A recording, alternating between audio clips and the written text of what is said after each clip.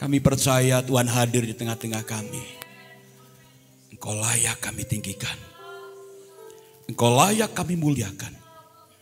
Dan kami mau duduk diam, mendengarkan Engkau berbicara lewat hamba-Mu Tuhan. Terima kasih Tuhan itu baik, Tuhan itu luar biasa. Kami akan siapkan hati dan pikiran kami untuk kami mendengar firman Tuhan. Di dalam nama Tuhan Yesus, haleluya, amin, puji Tuhan. Baik, puji Tuhan, saudara, tidak terasa sebentar lagi, berapa hari lagi kita sudah menginjak di bulan Desember, Bapak Ibu ya. Dan nanti di bulan Desember di minggu yang pertama sudah ada pohon Natal pastinya.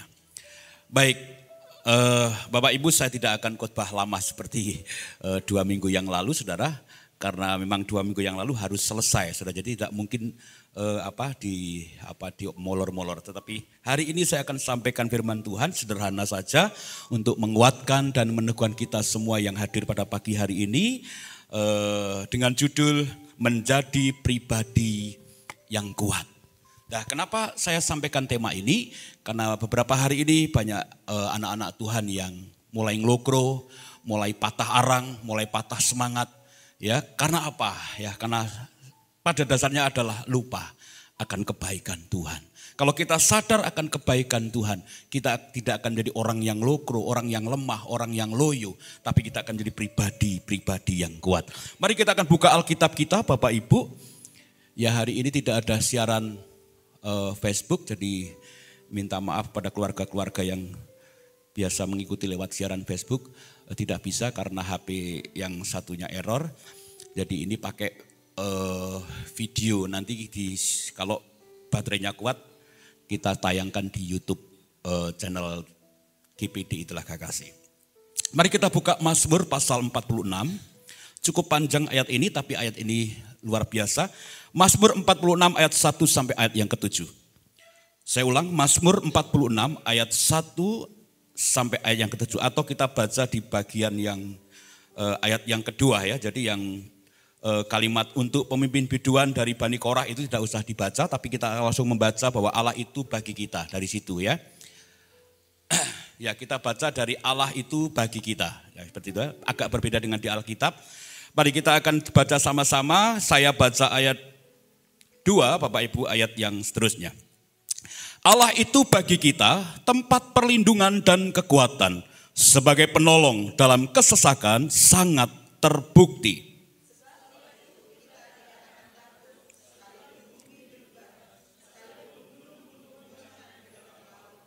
Sekalipun ribut dan berbuih airnya, sekalipun gunung-gunung goyang oleh geloranya.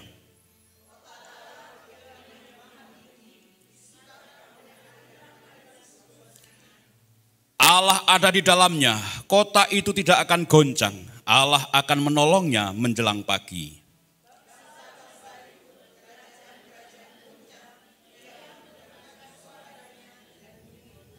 Ya, saudara, ayat ini menggambarkan bahwa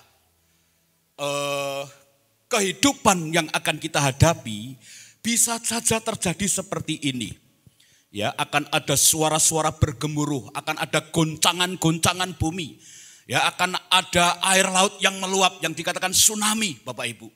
Kita tidak tahu itu akan terjadi kapan dan itu bisa terjadi di sekeliling kita. Namun pemazmur sedang mengajak kepada kita, walaupun situasi yang seperti itu, pemazmur mengajak kepada kita untuk kita tetap menjadi pribadi yang kuat. Katakan kuat, saudara. Banyak orang yang ototnya besar, wah, binaraga gitu ya. Kalau saya sedang tetap melendung wetenge, saudara ya. Mau binaraga ya tetap melendung wetenge, saudara. Ada orang yang menunjukkan otot-otot menandakan bahwa dia kuat. Tapi belum tentu imannya itu kuat. Dan coba lihat, saudara, ciri-ciri orang yang tidak kuat, mudah jatuh, mudah mutung, mudah lari dari kenyataan. Orang itu tidak bisa menerima apa adanya dirinya. tidak bisa mengasihi dirinya. Itu ciri-ciri orang yang tidak kuat. Sedikit-sedikit patah arang, sedikit-sedikit patah semangat. Menggerutu, bersungut, gampang mutung. Itu tipe orang yang tidak kuat. Tapi firman Tuhan pagi hari ini mengajak kita untuk kita supaya menjadi pribadi yang kuat. Walaupun menghadapi, dikatakan di sini, bumi sekalipun bumi berubah, sekalipun gunung-gunung goncang. Ada lagunya ya, tetapi firman Allah tetap apa? Tetap ada. Tak akan beranjak, tak akan bergoyang. Tak akan beranjak, tak akan bergoyang. Terus, demikianlah firman Tuhan yang mengasihimu. Awalnya begitu. Biarpun gunung-gunung beranjak, ini ayatnya. Dan bumi-bumi pun bergoncang. Bergoyang apa bergoncang? Saudara sering diplesetkan biar bumi bergoyang. Bukan bergoyang, bumi bergoncang. Lindu. Itu bumi bergoncang, itu lindu. Makanya saya paling sok seneng seorang lagu ini saudara ya. Bumi ne goyang akeh lindune. Bumi ne goyang akeh. Nah, kalau saudara tahu bahwa bumi ini bisa bergoyang, akan ada lindu, maka kita harus menjadi pribadi yang kuat, bukan pribadi yang loyo, Bapak Ibu. Lalu bagaimana Pak Timo caranya untuk mendapatkan kekuatan itu? Bagi Bapak Ibu yang mungkin sudah mulai lemes, loyo ketika mengiring Tuhan derek Gusti, saya ingatkan kembali kepada ayat-ayat firman Tuhan ini. Yang pertama Bapak Ibu, bagaimana supaya kita menjadi kuat? Yang pertama yaitu adalah kita harus memahami, mengenal siapa Allah kita. Saya ulangi lagi ya. Bagaimana supaya kita menjadi kuat? Yaitu kita harus memahami, mengenal siapa Allah kita. Kalau kita mengenal, memahami siapa Allah kita, maka kita akan menjadi pribadi yang kuat. Ketika kita memahami siapa Allah kita, maka kita akan memiliki konsep dan pikiran yang benar. Melihat masalah dengan kacamata yang benar. Siapa Allah kita dalam ayat ini Bapak Ibu? Kita kupas satu-satu ya. Ayat 2. Ada kalimat apa di situ saudara? Coba ditayangkan ayat 2 Mas. Ya. Allah itu bagi kita, apa saudara? Baca sama-sama. Tempat perlindungan. Pahami ini Bapak Ibu. Kenapa kita loyo? Kenapa kita enggak kuat? Karena kita tidak pernah sadar dan memahami bahwa Allah itu tempat perlindungan kita. Seolah-olah sudah tidak ada jalan keluar. Seolah-olah sudah tidak ada lagi kemenangan. Tapi kalau kita sadari dan kenali Allah kita. Kita punya Allah yang melindungi kita. Dan dia memberikan apa saudara? Ayat ini ngomong apa? Dan kekuatan. Sebagai apa saudara? Penolong dalam apa? Ya, kenali Allah kita. Ketika saudara sesak, ketika saudara menghadapi persoalan, sadar, ingat bahwa kita punya penolong yang dia akan memberikan kekuatan dan melepaskan kita dari kesesakan. Jadi kata kuncinya adalah pahami dan kenali Allah kita. Yuk katakan sama sebelahnya. Pahami dan kenali Allah kita. Dalam konteks ini Karena Allah itu banyak ya, Allah siapa itu banyak. Dalam konteks ini, siapa Allah kita di situ? Dia sebagai apa? Dia sebagai apa? Pelindung. Allah menjadi bemper kita, menjadi payung rohani kita, menjadi payung perlindungan kita ketika mendapat serangan-serangan dari iblis. Allah menjadi payung kita, dia melindungi kita. Ilustrasinya sederhana. Ketika saudara pakai payung yang besar, saudara ada di tengah-tengah air hujan turun. Saya mau tanya, saudara kehujanan tidak? Tidak, karena ada apa? Ada payung yang besar yang melindungi kita. Oke, lalu pertanyaannya, kalau ada udan angin, sing numpak motor wong loro, jas hujane siji, sing teles wong piro, saudara? Sing teles wong loro, mergo udan angin. Ternyata ono sing teles, saudara. Kan udan angin, bukan udan banyu. Jadi enggak ada yang teles karena cuman udan angin, saudara. Ya, itu intermezzo supaya saudara enggak ngantuk. Jadi yang pertama, Allah itu pelindung kita, pahami itu. Dia yang memberi kekuatan, dia yang menolong kita dalam kesesakan. Lalu yang kedua, di ayat yang kelima, coba ayat kelima, klik ayat 5. Dia adalah kota Allah, kediaman yang maha tinggi, disukakan oleh aliran-aliran sebuah sungai. Kalau saudara pahami ayat 5 ini Bapak Ibu, Allah itu ada di dalamnya. Kota apa saudara? Kedamaian. Kota kediaman. Dan orang yang diam di situ, ada kalimat muncul, Allah, Yehova Shalom. Allah damai sejahtera. Allah Yehova Shalom. Allah yang memberikan apa? Damai sejahtera. Kita berada dalam kediaman Allah. Ketika kita pahami siapa Allah kita dalam naungan Allah, kita tinggal dalam kediamannya, dan di dalam kediamannya itu ada damai sejahtera, saudara. Dan di situ ada aliran-aliran air, sebuah sungai yang mengalir. Artinya kita tidak akan kelaparan, kita tidak akan kekurangan. Karena berkat Tuhan itu terus mengalir dalam kehidupan kita. Katakan amin, saudara. Ayat 8. Siapa Allah kita? Tuhan semesta alam menyertai kita. Dia kota benteng kita. Ialah Allah Yakub. Sudah Allah semesta alam, artinya Allah yang berkuasa. Dan dia menjadi kota benteng kita. Coba kasih D coba. Hanya dia kota bentengku. Aku tidak akan goyah selama-lama. Kita tidak goyah karena ada Allah yang membentengi keluarga kita. Ada Allah yang menjadi benteng hidup kita. Haleluya. Ketika suami kita di luar kota, jangan takut.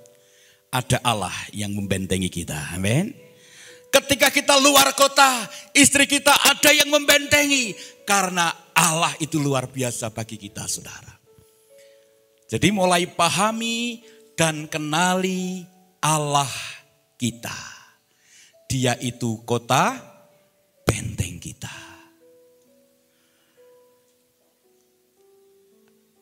Lalu ayat 12, kalimat kata semesta alam sepertinya diulang lagi kalau nggak salah. Coba ada di ayat 12 berbunyi bagaimana? Tuhan semesta alam menyertai kita.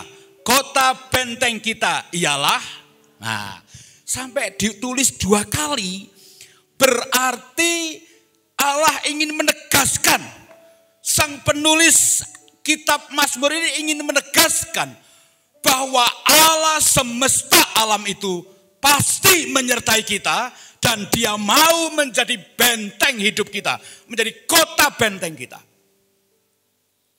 2 ayat yang menguatkan kita. Apakah saudara takut? Karena salah satu orang tidak kuat. Karena salah satunya adalah takut. Takut gagal, takut nggak menikah, takut nggak berhasil, takut yang lain sebagainya. Allah ini menegaskan, Allah semesta alam menyertai kita. Itu yang sering disebut ketika di Natal. Dia itu Allah Immanuel.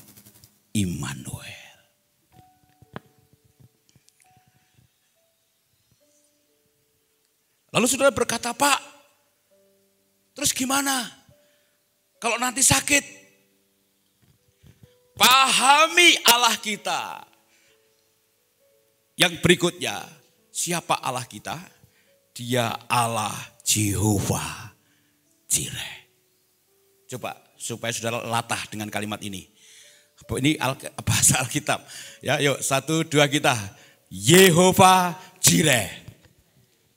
Ulangi lagi. 1, 2, 3. Jehovah Jireh. Ada yang mengatakan Yehovah Jireh. Oke. Jehovah Jireh juga. Oke. Yang penting artinya apa? Yehovah Jireh artinya Allah yang mengadakan, Bapak Ibu. Allah yang menyediakan. Nanti kalau sakit gimana Pak? Ada Allah yang namanya Allah Yehovah Rafa. Allah yang menyembuhkan. Allah penyembuhku. Nah, tapi kalau kita tentang Yehovah banyak sekali. Ada Yehovah Sama, Yehovah, ya banyak sekali. Tadi singgung Yehovah Shalom. Saya coba mau angkat di Yehovah Jireh saja. Supaya ini menguatkan Bapak Ibu. Kejadian 22 ayat 8 dan 14.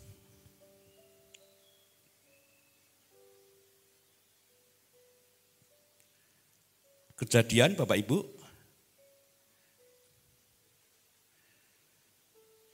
Kejadian 22 ayat 8 dan ayat 14. Bisa ditayangkan di situ?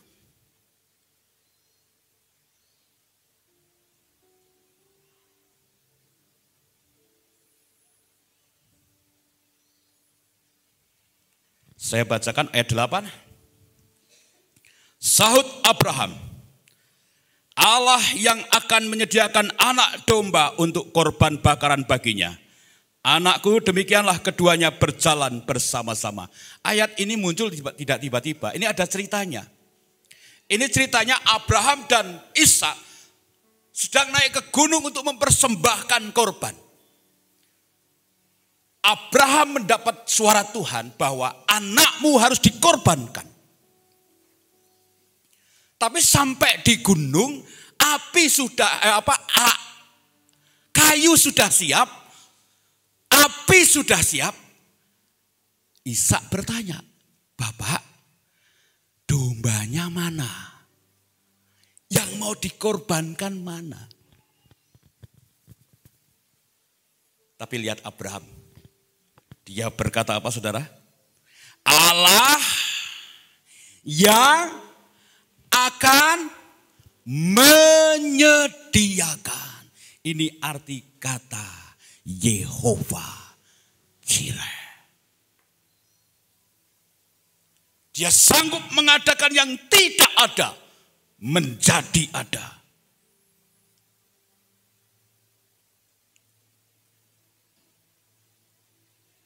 Lalu kita baca ayat yang ke-13. Lalu Abraham menoleh dan melihat ada seekor domba jantan di belakangnya. Inilah Yehovah Jireh. Sopo sing gawa wedhus mrono saudara?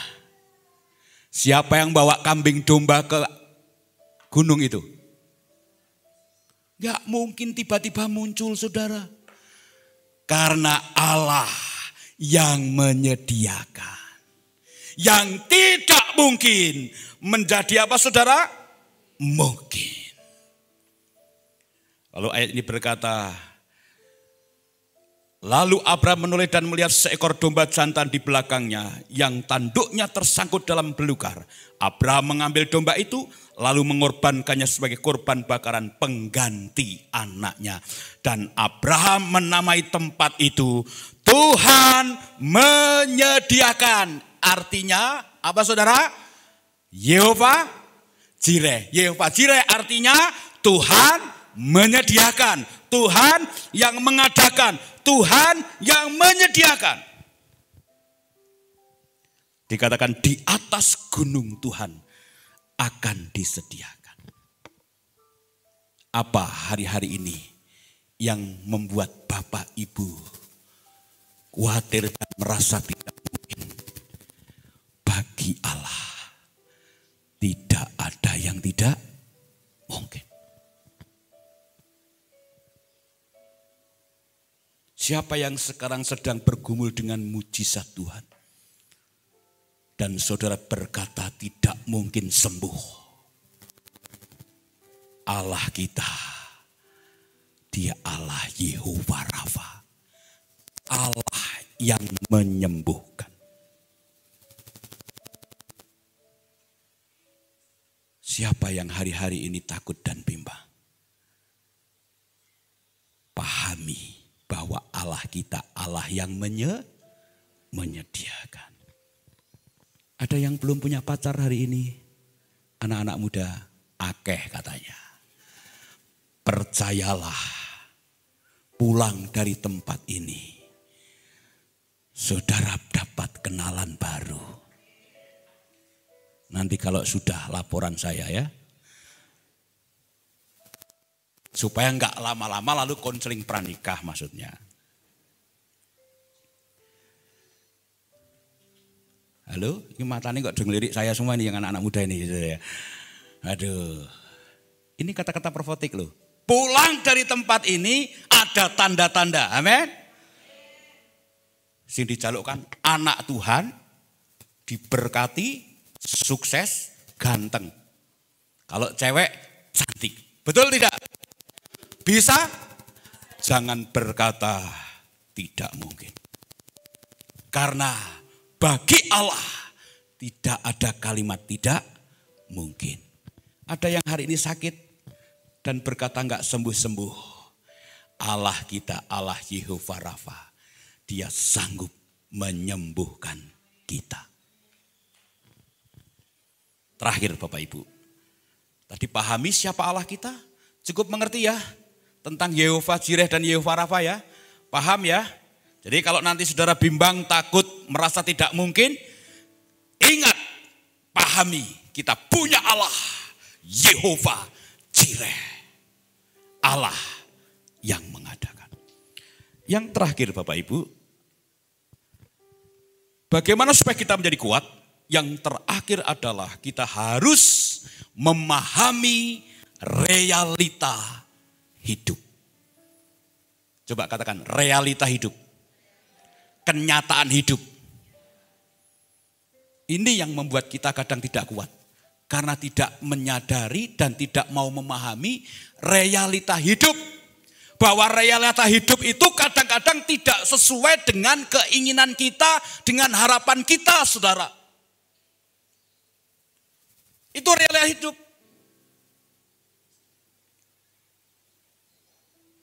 Ya, saya mau sampaikan pengalaman pribadi saja.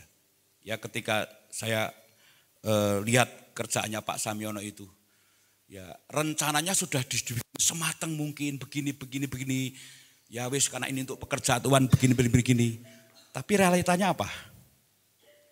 Ya realitanya tidak seperti yang dibayangkan. Begitu mengerjakan semua sudah disediakan, alat-alat ada, uang ada. Tapi ternyata gendengnya pengirimannya telat. Sehingga karyawannya harus berhenti bekerja padahal sudah kadung bayar. Ini realita hidup yang nyata dalam hidup kita dan kita tidak bisa pungkiri. Harapan kita anak kita nilainya 100, tapi kenyataannya anak kita nilainya 60, 70. Itulah realita. Dan itu akan terjadi kapan saja. Tapi justru ketika kita melihat realita hidup kita, pahami kita juga punya Allah yang menyertai kita. Amin, saudara. Jadi bagaimana supaya kita kuat? Yang pertama, pahami siapa Allah kita. Bagaimana kita supaya kuat? Pahami realita hidup kita. Ada di mana ayatnya Bapak Ibu? Mari kita lihat di ayat 3 dan 7 Bapak Ibu. Dari kitab Mazmur tadi. Ayat 3 dan 7 berkata apa? Sebab itu kita tidak akan takut sekalipun bumi berubah. Keren ya? Berubah, bumi berubah. Ini realita. Apa yang ada di bumi ini bisa berubah. Kapan saja. Coba lihat wajah kanan kiri kita sekarang. Ada yang berubah? Menjadi cantik atau tua atau jelek? Menjadi apa? Ada yang menjadi tua tapi semakin cantik. Itu realita.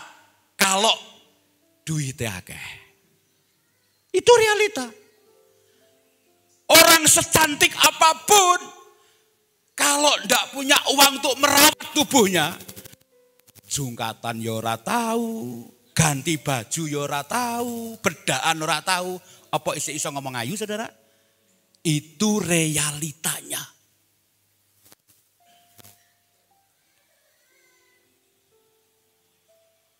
Saya kalau ngobrol-ngobrol sama istri saya, Mah, sekarang papa sudah ompong, ucul telu untune, wis berubah orang ganteng meneh. Apakah mah masih sayang sama papa? Romantis saudara ya. Apa jawaban istri saya? Saya pikir dia akan marah-marah. Yo piye carane golek gigi palsu? Kan begitu mestinya. Tapi istriku orang yang memahami realita hidup. Dia malah ngomong apa Jal? Wes ben ngono wae. Ojo dipasang untuk palsu. Engko ndak akeh sing seneng. Waduh saudara. Engko ndak golek meneh akeh saudara ya. Wah ternyata itu realita hidup. Ternyata istriku seneng yang apa adanya. Ompong mbok wis gitu saudara ya. Ya tapi kalau nanti kalau khotbah begini kan yo triple hilang saudara ya. Harus pakai gigi palsu nanti. Kalau punya uang. Nah, itu realita hidup. Kalau nggak punya uang, ya sudah biarkan ompong. Itu realita hidup.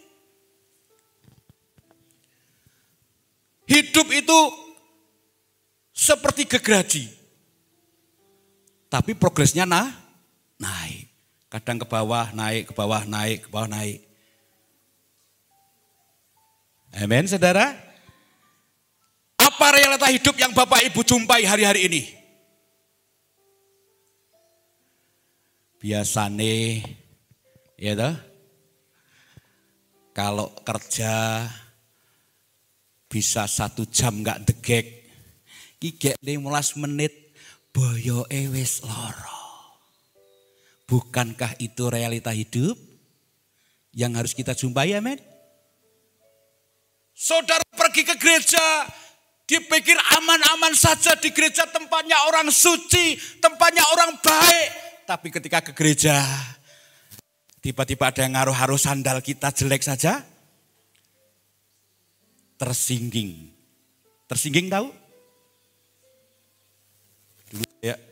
Dulu ya cuman ngaruh-haruh. Loh Bu, ini cerita gembala saya dulu, cuman ngaruh-haruh gini. Baik loh ngomongnya. Loh Bu, kok pincang-pincang kenapa? Ngomongnya bener enggak? Tapi jemaat itu tersinggung. Mentang-mentang sepatuku coklat dinyek loh. Sing ngenyek sapa saudara? Cuman takon. Kok pincang-pincang kenapa loh saudara? Itu loh. Saya katakan itu realita hidup. Terus mau apa kita? Dan itu harus terjadi. Bahkan paling ngeri, sampai kita ditinggal orang yang kita cintai. Itu juga bagian daripada realita hidup. Jadi jangan putus harapan, jangan patah semangat ketika kita melihat realita hidup. Karena di atas tadi kita punya Allah alam semesta ini yang menyertai, melindungi dan memberkati kita.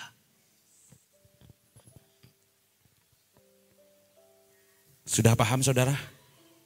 Kalau sudah paham kita akan tutup Alkitab kita, tapi kalau belum paham saya akan masuk ke bagian 3, 4, dan 5.